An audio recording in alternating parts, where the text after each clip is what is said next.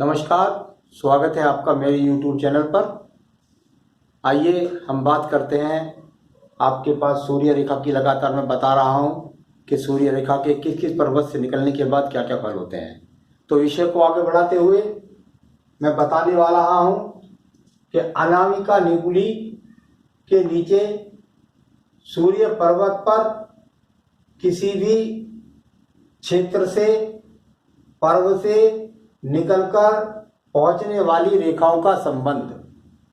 यहां मैं बात कर रहा हूं आपसे चंद्र पर्वत के बारे में। आपको जानकारी होनी चाहिए कि ये अंगुष्ठ का जो पर्व है ये प्रथम मंगल पर्व है यहाँ तक, और इसको अगर देखते हैं तो ये यहाँ तक कहीं ना कहीं इसका संबंध मंगल द्वितीय पर्व से है। प्रथम मंगल पर्व, द्वितीय मंगल पर्व, इसको नाम कुछ भी दे दीजिए, निम्न पर्व कह दीजिए, उच्च पर्व कह दीजिए, किसी भी प्रकार से कोई भी नाम रख दीजिए, हैं दोनों के दोनों ये मंगल पर्व ही। यानी हृदय रेखा से यहाँ अंगुष्ठ के इधर से खींचने पर जो वर्ग बनता है उसको बोलते हैं मंगल द्वितीय पर्व। हमारा विषय है चंद्र पर्वत से पहुंचने वाली रेखाएं। चंद्र पर्वत से निकल कर के पहुंचने वाली रेखाओं का सूर्य पर्व पर सूर्य रेखा के रूप में पहुंच जाना और उन रेखाओं का क्या फल होता है, ये विषय है हमारा।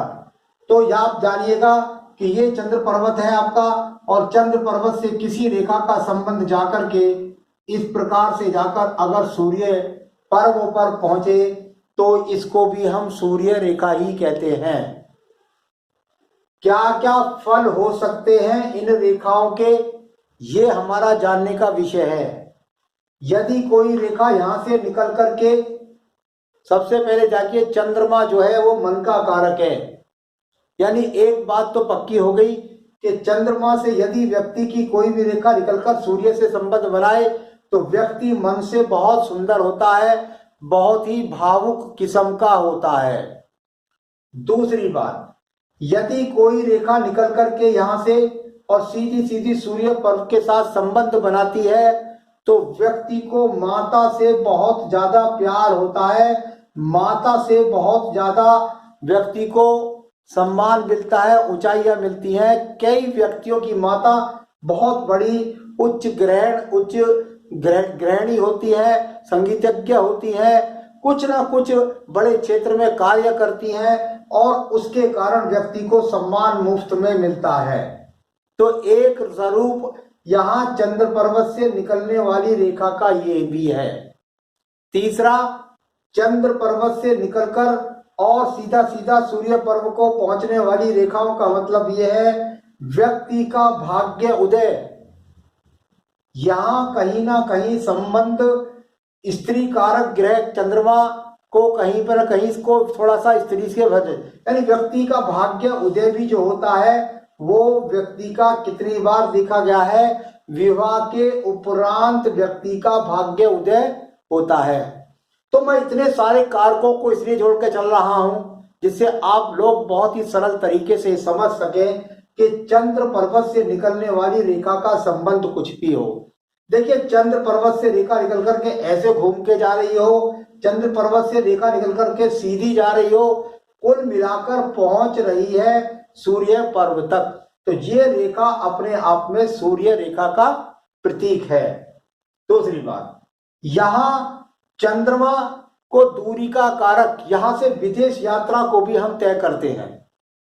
चंद्रमा जब यहां से निकल करके व्यक्ति सूर्य पर्व तक पहुंचता है तो यदि कोई व्यक्ति अपने जीवन के अंदर ये आशाएं, ये उम्मीदें रखता है कि क्या मैं विदेश से जाकर के नाम, धन, सम्मान कमाऊंगा, तो इस रेखा का संबंध भी यहां से देखा जाएगा। तो ये रेखा यदि यहां से निकल रही है और निकल करके इससे एक शाखा ये यहां पर पहुंच गई है और दूसरी शाखा का संबंध कहीं ना कहीं इस रेखा से निकल करके और यदि आपके धन के पर्वों पर पहुंच गया तो ये निश्चित समझिए आप विदेश में जाकर सम्मान के साथ साथ मोटा धन भी कमाएंगे।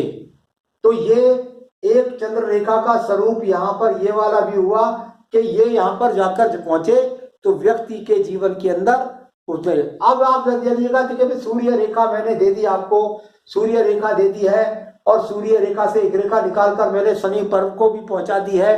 अगर यहाँ इसी क्षेत्र के अंदर ये अपने आप में इन रेखाओं के बीच में इनको कोई भी आड़ी रेखा है, आड़ी रेखा का मतलब ये आड़ी रेखा है, देखिए इस तरह आड़ी नहीं, आड़ी रेखा ये आड़ी रेखा है।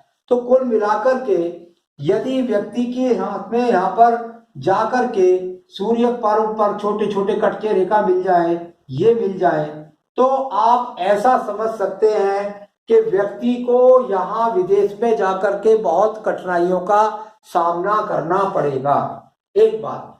दूसरा, यदि यही रेखाएं हैं और आप यहां से जाकर के बार बार यदि आप इस प्रकार से रेखा देखें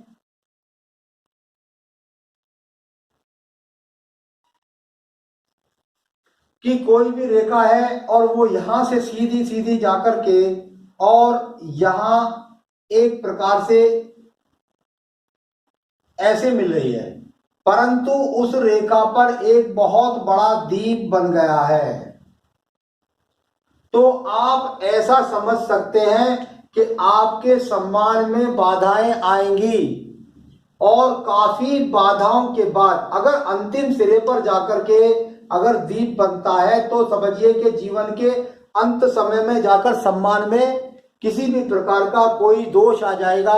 लेकिन बीच में यदि बनता है तो ये बीच में बाधा, इसको तय करता हूं मैं, बड़े इसको गणित जैसे देखना पड़ता है कि किस प्रकार से देखें कि कौन से वर्ष में आकर के ये बाधाएं आएंगी। इसको कई रेखाओं का गणित करने के बाद जाना जाता है।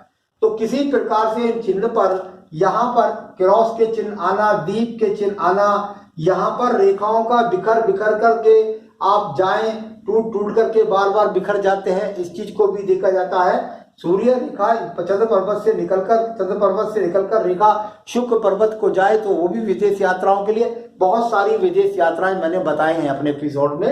तो यहाँ मैं बात कर रहा हूं केवल और केवल सूर्य रेखाओं की। तो चंद्र पर्वत से निकल करके व्यक्ति की अगर इस प्रकार से रेखा पहुंचती है तो ये रेखा का फल इस प्रकार से जाना जाता है। एक बात बहुत कम देखने में आएगा कि किसी व्यक्ति के हाथ के बिल्कुल, देखिए निचला जो एकदम पर्व है ये चंद्र पर्वत का, ये भी चंद्र पर्व है, इसके अगर देखा जाए तो 3 पार्ट बनते हैं। इसका जो निचला वाला ये पर्व है, अगर किसी व्यक्ति की इस यहां से निकल करके रेखा का संबंध और सूर्य पर्व तक बन रहा है तो इसमें आप ऐसा समझ सकते हैं कि व्यक्ति विदेश से धन कमाएगा, नाम कमाएगा, परंतु ऐसा संभव है कि वो सब चीजें जो होंगी वो दुर्गुणों के द्वारा यानी बुराइयों के द्वारा, हो सकता है कि स्मगलिंग करने लग जाए या कोई चीज की गलत सप्लाई करने लग जाए, या स्वयं भी जाकर के व्यक्ति वहां विदेश में